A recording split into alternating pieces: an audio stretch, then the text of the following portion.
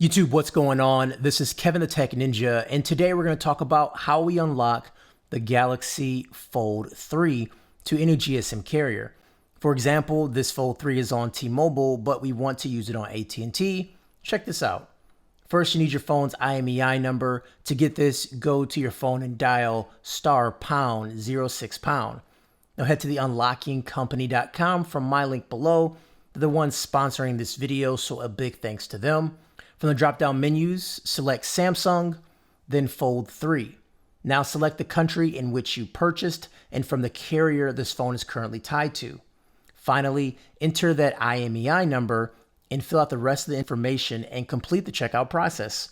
After that, you'll get an email with your unlocked information, and time depends on the phone, carrier, and a few other factors, but hang tight, it won't be too long. Now pop in that unsupported SIM and reboot. A command prompt will appear asking you to unlock your phone. Enter this information from the email, and bam, that's it. That's all there is to it. If you need more information, head to theunlockingcompany.com. Thank you for watching.